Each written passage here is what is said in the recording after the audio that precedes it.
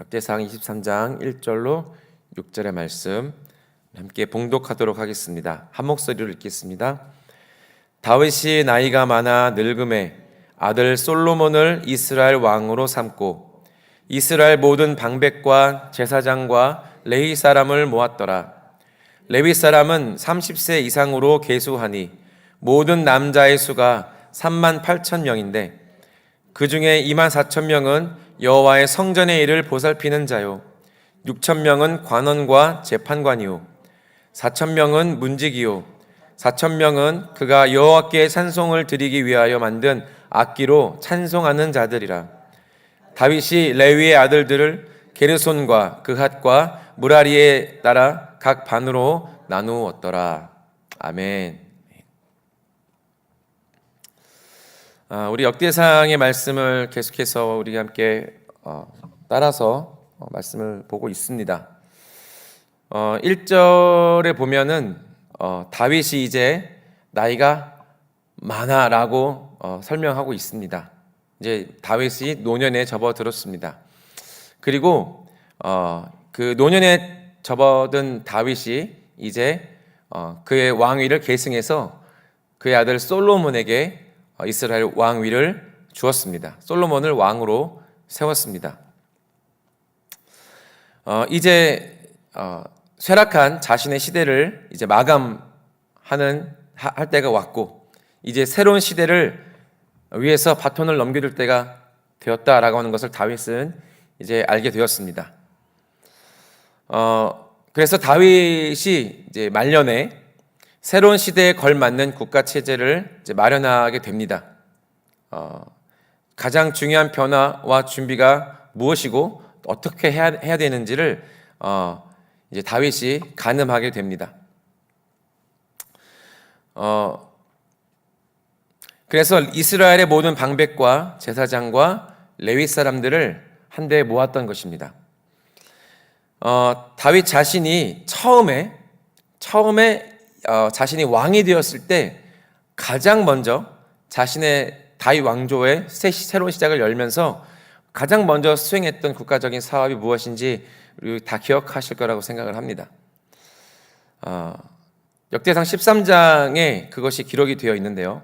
1절부터 3절의 말씀을 보면 다윗이 천부장과 백부장 곧 모든 지휘관과 더불어 의논하고 앞서서 우리가 읽었던 말씀하고 좀 비슷하죠. 2절에 다윗이 이스라엘의 온 회중에게 이르되 만일 너희가 좋게 여기고 또 우리 하나님 여호와께로 말미암았으면 우리가 이스라엘 온 땅에 남아있는 우리 형제와 또 초원이 딸린 성읍에 사는 제사장과 레위 사람에게 전령을 보내 그들을 우리에게로 모이게 하고 그리고 3절에 우리가 우리 하나님의 궤를 우리에게로 옮겨오자 사울 때에는 우리가 궤 앞에서 묻지 아니하였느니라 하매 라고 다윗이 자신의 왕조를 열어갈 때 처음 했던 국가적인 사업을 이렇게 시작을 합니다.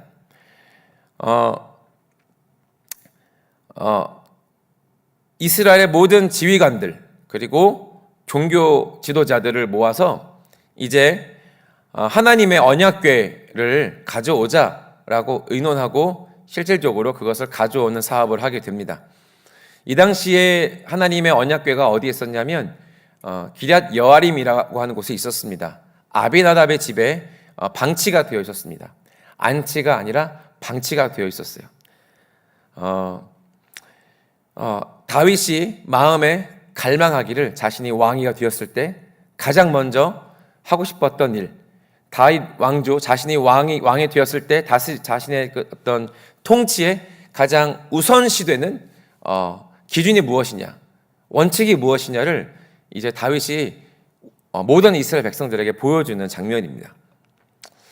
자, 하나님의 궤, 하나님의 임재의 상징인 언약궤를 이제 예루살렘으로 가져온다. 정치, 경제, 문화 그리고 영적인 수도인 예루살렘으로 그 하나님의 임재의 궤를 가져온다라고 하는 것은 무슨 뜻일까요? 그것은 바로 예배의 회복을 의미하는 것입니다. 그리고 그 예배 회복이라고 하는 것이 개인의 예배 회복을 넘어서서 이스라엘 국가적인 예배 회복, 이 이스라엘 국가가 누구의 것이냐? 누가 왕이냐라고 하는 것을 분명하게 보여주는 그러한 다윗의 행위였습니다.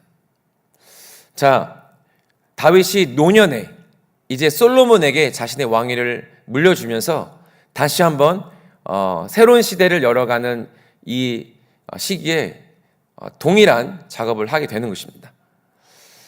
솔로몬이 통치할 새 시대를 준비하면서 다윗은 이스라엘의 종교와 정치 체제를 정비하기 시작합니다. 그래서 이스라엘의 지도자들, 제사장들, 레위 사람들을 소집하였습니다. 그리고 오늘 우리가 읽은 이 말씀과 23장 하반절을 쭉 진행하게 되면은 레위인들이 성전에서 섬기는 레위인들의 직무를 이제 그들의 리더들의 이름들과 그들의 직무를 정비하는 것을 볼 수가 있습니다. 아직 성전은 지어지지 않았습니다. 아직 다윗의 장막 텐트에 언약궤가 모셔져 있지만 곧 솔로몬을 통해서 성전은 지어질 것입니다만 그 아직 지어지지 않은 성전을 위해서 하나님을 위한 봉사와 또 그 성전에서 드려질 예배를 위해서 그리고 이스라엘이 대대로 하나님을 온전히 섬기는 그분의 백성으로 세워지는 것을 바라는 열망으로 인해서 다윗은 말년에도 수고하고 있는 것입니다. 다윗이 이런 수고를 왜 해야 될까요? 다윗은 왜 이런 수고를 마다하지 않고 하고 있는 것일까요? 다윗은 비록 자신의 기력은 쇠하고 자신의 나이는 비록 이제 노년에 이르렀지만 여전히 다윗은 하나님을 향한 열정과 헌신이 식지 않았다라고 하는 것을 볼 수가 있는 것입니다.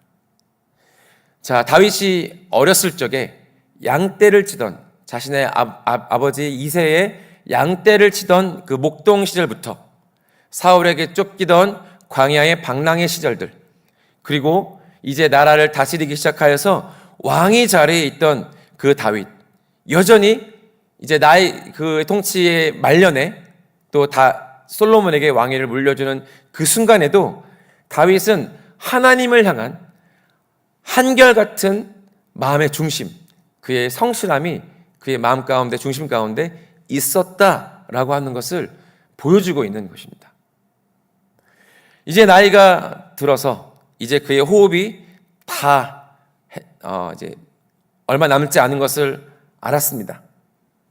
그럼에도 그는 여전히 하나님의 법궤를 모셔올 때 자신의 하체가 다 드러나든 말든 하나님 앞에 춤추며 열정적으로 예배했던 그 예배의 중심을 여전히 잃어버리지 않는 다윗의 모습을 보고 있는 것입니다. 하나님을 향한 예배의 열정은 식지 않습니다. 이를 통해서 하나님을 예배하는 것은 나이가 불문하다라고 하는 것을 우리는 배우게 됩니다. 우리가 나이가 들수록 자연스럽게 기력이 쇠하고 병들어가고 더 이상 열정적으로 예배하는 것이 어려워지기 마련입니다. 하지만 그 마음의 중심에는 여전히 하나님을 기뻐하는 것, 하나님을 즐거워하며 내 모든 형편과 시절을 모두 뛰어넘어서 초월하여서 하나님을 예배하는 자가 여전히 될 수 있다라고 하는 것을 배울 수 있기를 주님의 이름으로 축복합니다. 노년의 다윗은 그만의 예배를 주님께 드리고 있는 것이에요. 하나님의 나라의 그림자인 이스라엘 왕국이 하나님을 예배하는 것을 통해서 여전히 복을 얻기를 원하는 그 복의 비결을 다음 세대에게 전수해주고 있는 그러한 그림입니다. 예배에 집중하는 것, 예배의 중심을 잃어버리지 않는 것, 그것은 우리의 내면을 날마다 새롭게 합니다. 그리고 우리 다음 세대를 세울 수 있는 비결이 됩니다.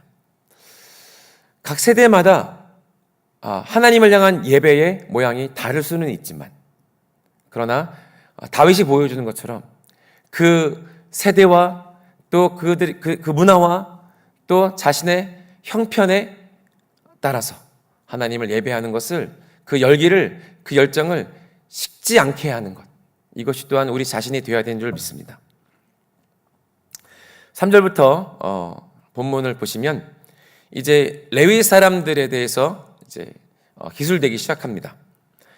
3절 레위 사람은 30세 이상으로 계수하니, 레위 사람들, 레위 지파 사람들을 이제 조사를 하게 되는 것입니다. 모든 남자의 수가 3만 8천 명인데 그 중에 3만 8천 명 중에서 2만 4천 명은 여호와의 성전의 일을 보살피는 자요, 6천 명은 관원과 재판관이요, 4천 명은 문지기요, 4천 명은 그가 여호와께 찬송을 드리기 위하여 만든 악기로 찬송하는 자들이라. 다윗이 레위의 아들들을 게르손과 그핫과 무라리에 따라 각 반으로 나누었더라. 성전 봉사를 위한 조직을 이제 정비하고 있다라고 말씀을 드렸는데, 레위 사람 중에서, 레위 지파의 남성 중에서 30세 이상의 사람들을 계수했습니다. 3만 8천 명이라고 하는 조사 결과가 나왔는데요. 2만 4천 명은 성전과 관련된 일들을 맡아서 하는 자들입니다.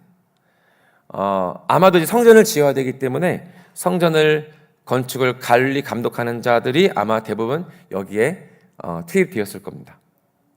6천 명은 종교적, 민사적, 형사적 이제 율법에, 법률에 관련된 시한을 처리하는 관원들, 재판관들의 숫자였고요. 또 성전 문지기를 4천 명, 또 하나님을 찬양하는 자들을 4천 명으로 구분했습니다. 우리가 이렇게 그냥 쭉 기록된 대로 쭉 읽으면 별 감동이 없는데, 예시로 저희 이 하나님을 예배하는 이 예배당을 위해서 3만 8천 명이 준비가 되어 있다라고 한다면 결코 이 보통의 숫자가 아닌 것이죠. 하나님을 섬기는 성전을 위해서 3만 8천 명이 준비가 된 것입니다. 어마어마한 숫자죠. 이 사람들은 일을 하지 않아요. 이 일에만 몰두합니다. 그래서 국가가 이들을 먹여줘요. 다윗이 이들을 왕국에서 이들을 이제 서포트 해주는 겁니다. 어마어마한 숫자 아닙니까? 하나님을 섬기는 일에, 하나님을 예배하는 일에 어마어마한 재정과 인력을 투입합니다. 그만큼의 가치에 대해서 이야기해주고 있는 것입니다. 하나님을 예배한다라고 하는 것은 우리가 수치로 따질 수 없을 만큼 가치 있는 일입니다. 어쩌면 우리의 평생에 가장 가치 있는 일이라고 말할 수 있습니다. 다윗의 이 왕국도 물론 다윗이 수많은 정복 전쟁을 통해서 부유한 나라가 되었지만 그 막대한 재정을, 막대한 인원들을 투입해서 하나님께 예배하는 일에, 성전을 위해서 이 일에 몰두하는 자들을 두었다라고 하는 것은 놀라운 일입니다. 자, 이 레위인들, 구별된 사람들, 이들은 어떻게 하다가 하나님의 일을 섬기는 일을 하게 되었을까요? 오로지 하나님을 섬기는 일에 관련된 일만 하는 레위 지파 사람들은 과연 어떤 특별함이 있길래 하나님을 섬기는 일에 선택이 되었는가? 여러분, 본래 이제 레위는 야곱의 12아들들 중에 셋째 아들입니다.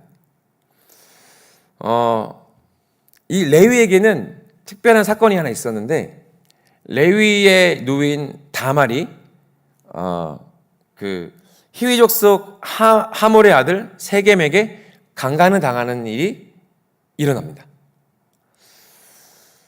이후에 세겜이 그 다나와 결혼하겠다라고 이제 그 두 집안 가운데 결혼하기 위한 절차를 밟는 가운데 이제 시집을 보내는 조건으로 이 히위 족속 하몰의 집안 가운데 할례를 행하게 하였습니다. 이제 할례가 뭔지 아시죠? 남성 성기의 표피를 잘라내는 것입니다. 이 할례를 하게 되면은 회복 기간이 필요한데, 이 복수심에 불타서 이제 레위와 이제 이 시몬이 그 할례 당한 자들을 이제 들어가서 칼로 몰살하는 그런 사건을 버리게 됩니다. 하몰과 세겜을 살해합니다. 그 마을의 남자들을 전멸시킵니다. 이로 인해서 야곱이 이제 임종 직전에 12아들을 축복하거든요.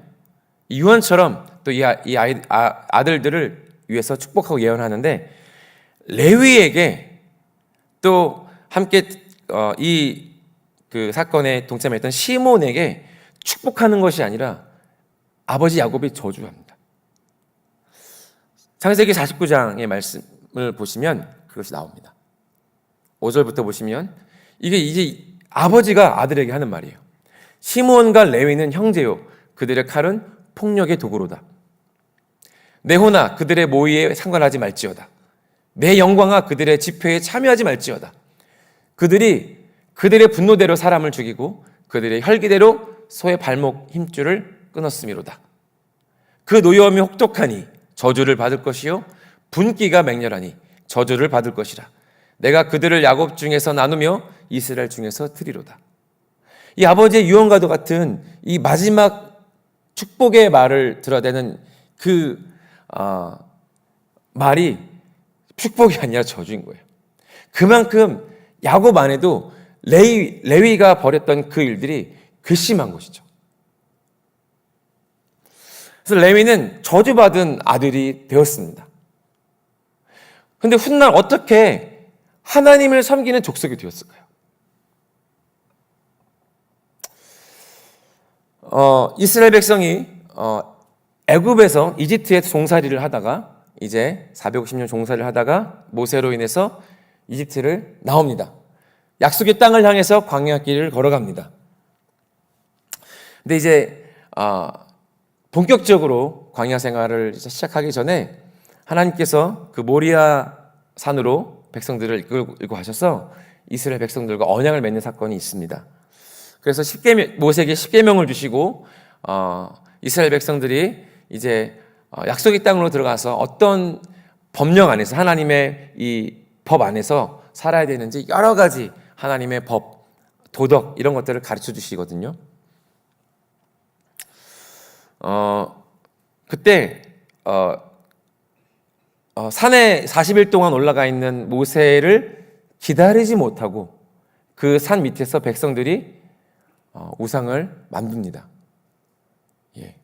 금송아지를 만들어서 그것이 우리의 하나님이다 라고 하는 말도 안 되는 우상 숭배를 하게 되는 장면을 보게 됩니다. 그때 이제 모세가 내려와서 아주 혼쭐이 나죠. 자, 출애굽기 32장에 그 말씀이 기록되어 있는데, 자, 1절의 말씀 우리 같이 한번 읽어볼까요? 1절 말씀 함께 읽겠습니다. 시작. 백성이 모세가 산에서 내려옴이 더딤을 보고 모여 백성이 아론에게 이르러 말하되, 일어나라, 우리를 위하여 우리를 인도할 신을 만들라. 이 모세 곧 우리를 애굽 땅에서 인도하여 낸 사람은 어찌 되었는지 알지 못함이니라. 자, 4절도 함께 읽어볼까요? 4절. 아론이 그들의 손에서 금고리를 받아 부어서 조각칼로 새겨 송아지 형상을 만드니 그들이 말하되, 이스라엘아, 이는 너희를 애굽 땅에서 인도하여 낸 너희의 신이로다 하는지라. 하나님이 가장 미워하시는 죄 가운데 우상 숭배라는 죄는 하나님을 대적하는 가장 첫 번째 죄악입니다. 자, 아론으로 말미암아 심각하고 아주 명백한 우상 숭배를 이스라엘 백성들이 저지르고 맙니다. 지금 산 위에서는 모세가 하나님의 십계명을 받고 있는 중입니다. 하나님께서는 거룩하신 분이십니다. 할렐루야. 그분은 의를 행하시는 분이십니다. 따라서 죄에 대해서 공의로운 심판을 행하시는 분이십니다. 그것은 피할 수가 없습니다. 심판은 곧 하나님의 거룩하심과 공의에 대한 증거이기 때문입니다. 하나님께서 죄에 대해서 엄격하지 아니하시고 죄를 심판하지 않으신다면 우리가 하나님 어떻게 거룩하다, 공의롭다라고 말할 수가 있겠습니까? 이에 대해서 하나님께서 이스라엘 백성들을 심판하십니다. 처벌하십니다. 자, 같은 장의 25절의 말씀을 25절부터 29절의 말씀을 같이 한번 큰 목소리로 읽겠습니다. 시작. 모세가 본즉 백성이 방자하니 이는 아론이 그들을 방자하게 하여 원수에게 조롱거리가 되게 하였음이라. 이에 모세가 진문에 서서 이르되 누구든지 여호와의 편에 있는 자는 내게로 나아오라 하매 레위 자손이 다 모여 그에게로 가는지라.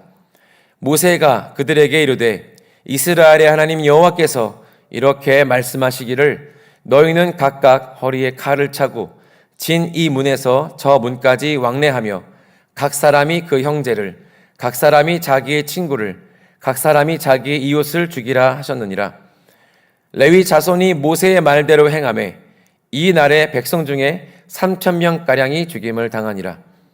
모세가 이르되 각 사람이 자기의 아들과 자기의 형제를 쳤으니 오늘 여호와께 헌신하게 되었느니라.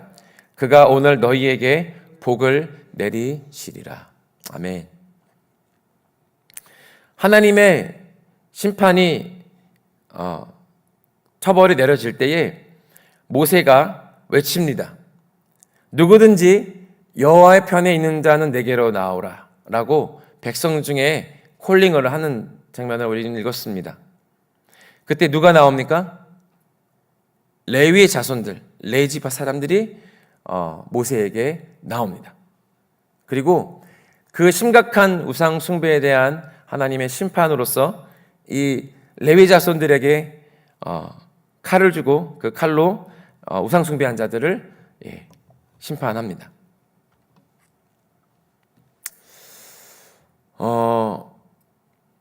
어찌 보면은 지금 우리가 읽은 이 장면은 굉장히 잔인한 것처럼 느껴지기도 합니다. 형제와 가족과 이웃을 죽이는 그 장면을 묘사하고 있기 때문입니다. 인간적인 면으로 봤을 때, 우리의 어떤 상식적인 차원에서 봤을 때 이것은 굉장히 잔인한 것처럼 보이고 굉장히 그 도덕적으로 문제가 있는 것은 아닌가라고 하는 생각이 때로는 들기도 합니다. 그러나 우리가 이것을 바라보는 관점은 인간의 관점으로 바라볼 것이 아니요 하나님의 거룩과 공의 관점으로 바라볼 필요가 있습니다. 이 레위 사람들이 나와서 하나님의 명령을 수행하는 장면을 보게 되면서 이들에게 오늘 여호와께 헌신하게 되었다라고 하는 이러한 말씀을 이들이 듣게 됩니다. 하나님께서는 여전히 우리의 삶에 저기 끝의 자리 혹은 중간 자리 혹은 두세 번째 자리를 요구하지 않으십니다. 하나님께서는 언제나 우리에게 최우선의 자리, 가장 우선순위의 자리를 요구하십니다. 그분은 그것을 요구하실 만한 자격이 있으십니다. 하나님을 진정으로 따르는 것, 하나님을 진정으로 따르는 자들은 모든 가치 위에 하나님을 두어야 합니다. 어쩌면 이것은 가족보다도 더 우선이 되어야 합니다. 나의 삶에 하나님을 가장 첫 번째 자리, 가장 우선된 자리에 두지 않으면 하나님을 진정으로 따를 수가 없습니다. 이것은 엄중한 것이고, 이것은 불편한 것이기도 하고 어려운 것이기도 합니다. 그러나 하나님의 뜻은 아주 명백합니다. 우리의 믿음은 선명합니다. 우리의 가장 우선순위에 하나님을 두는 것이 우리의 믿음이라고 하는 것입니다. 레위인들은 모세의 선포에 반응했습니다. 모세에게 나아갔습니다. 그리고 우상숭배자들을 칼로 심판하였습니다. 그들 중에 일부는 그들이 잘 알고 있는 자들, 가족, 친척, 지인이었습니다.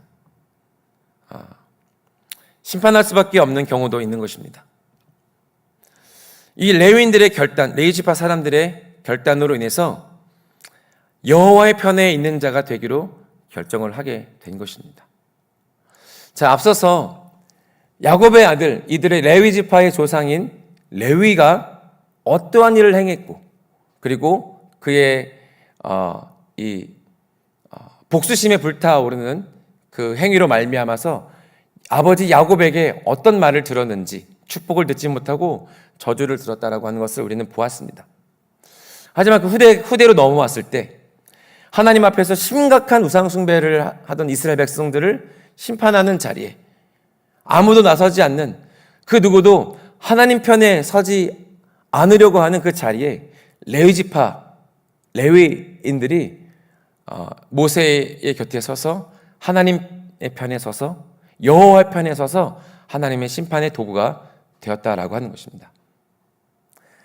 그 어떤 것보다도 하나님을 가장 최우선순위에 두는 이들의 결단, 그리고 이들의 믿음으로 말미암아서 레위로부터 흐르는 저주가 이들의 믿음으로 말미암아 그것이 끊어지고 영원히 하나님을 섬기는 하나님을 섬기는 지파로서 이들이 선택된 것을 우리는 보게 되는 것입니다.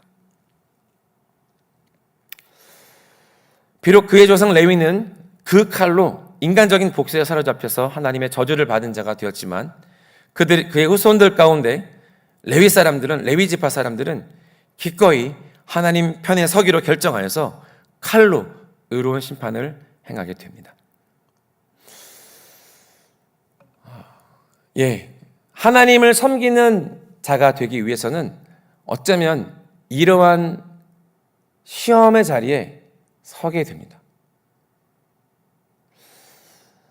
여호수아도 이러한 경험을 하게 되었습니다. 여호수아 5장 13절로 15절의 말씀을 띄워주십시오. 제가 읽어보겠습니다. 여호수아가 여리고에 가까이 이르렀을 때에, 여호수아가 이제 온 이스라엘의 지도자가 되어서 이제 여리고 성을 앞두고 있습니다. 아주 위대한 승리를 앞두고 있는 그 앞에서 눈을 들어 본즉 한 사람이 칼을 빼어 손에 들고 마주 서 있는지라. 여호수아가 나아가서 그에게 묻되 너는 우리를 위하느냐 우리의 적들을 위하느냐 하니. 여기 여호수아가 칼을 빼 들고 있는 한 사람을 보고 그에게 묻습니다. 너는 우리 편이냐 아니면 우리의 적이냐 라고 묻는 것입니다. 14절입니다. 그가 이르되 아니라 나는 여호와의 군대 대장으로 지금 왔느니라 하는지라. 여호수아가 얼굴을 땅에 대고 엎드려 절하고 그에게 이르되 내 주여 종에게 무슨 말씀을 하려 하시나이까. 너는 자신을 밝히는 여호와의 군대 장관에게 묻는 것이요. 당신은 우리의 편입니까? 아니면 우리의 편이 아닙니까? 이 질문에 이 여호와의 군대 대장 무엇이라고 대답합니까? 누구의 편이라고 얘기하지 않습니다. 그냥 나는 여호와의 군대 대장이다. 자, 여호수아가 그의 말을 듣고 어떻게 행합니까? 얼굴을 땅에 엎드리고 절하고 나에게 줄 메시지가 무엇입니까? 라고 정중하게 그의 경의를 표합니다. 15절입니다. 여호와의 군대 대장이 여호수아에게 이르되 내 발에서 신을 벗으라. 내가 선 것은 거룩하니라 하니 여호수아가 그대로 행하니라. 고대 사회에서 신을 벗는다라고 하는 것은요, 종의 행위입니다. 자, 무슨 말씀이냐면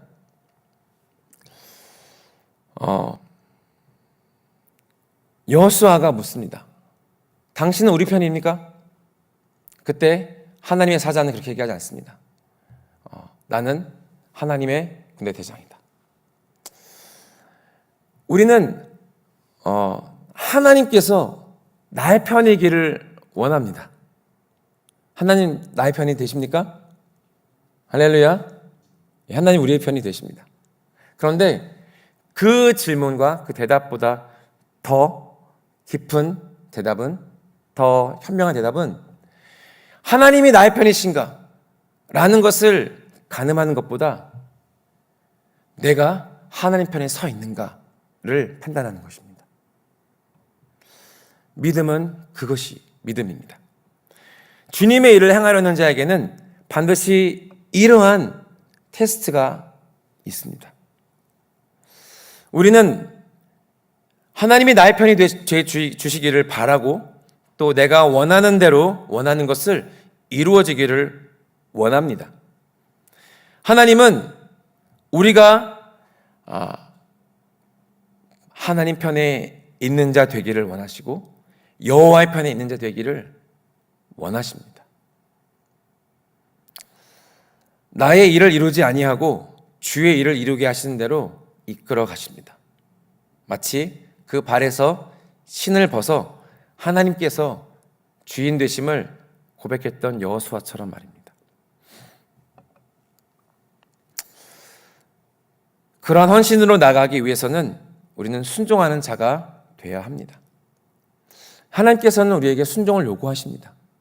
그분은 우리의 생명의 주인이시기 때문이고 우리의 믿음의 본질은 그분께서 우리의 구원자, 우리의 영혼을, 우리 인생을 구원하신 구원자, 세상을 구원하는 구세주가 되실 뿐만 아니라 그분은 우리의 주인, 로드가 되시기 때문입니다. 그분은 우리에게 헌신을 요구하십니다. 그런데 그 헌신이라는 것이 무엇입니까? 하나님의 일을 열심히 하는 것? 이것이 헌신입니까? 물론 그렇습니다. 그러나 주님의 일을 열심히 하는 것, 이것보다 더 우리가 주의해야 할 것은, 우리 생각해야 될 것은 레위 지파 사람들에게 도전했던 모세의 외침처럼 여호와의 편에 설 자가 누구인가를 스스로 결정하는 것입니다. 우리가 하나님 앞에 헌신하기 위해서는 그분 앞에 순종하는 자가 되어야 합니다. 우리가 우리 재정을 쏟고 시간을 내어드리고 우리의 힘을 다해서 섬기는 것 이전에 우리는 하나님께 순종하는 자가 돼야 온전한 헌신을 할 수 있다라고 하는 것입니다. 하나님의 말씀에 기꺼이, 하나님의 음성에 기꺼이 순종하고자 할 때, 그분의 뜻이 나의 뜻보다 더 우선된다라고 하는 것을 고백하는 자가 될 때, 하나님의 말씀에 나의 삶을 맞춰가려고 하는 수고가 있을 때, 그때 우리는 하나님 편에 선 자, 헌신된 자라고 말할 수가 있는 것입니다. 그래서 예수님께서 말씀하시기를 나를 따라오려거든 자기를 부인하고 날마다 자기 십자가를 지고 나를 따를 것이니라 라고 말씀하신 것입니다. 말씀 앞에 내 자신을 세워놓고 나 자신이 하나님 편에 설 수 있도록, 나 자신이 믿음으로 나를 쳐서 하나님께 복종하는 자가 될 수 있도록 하나님 편에 서는 자, 여호와의 편에 서는 자 되기를 우리 모두 되시기를 주님의 이름으로 축복합니다.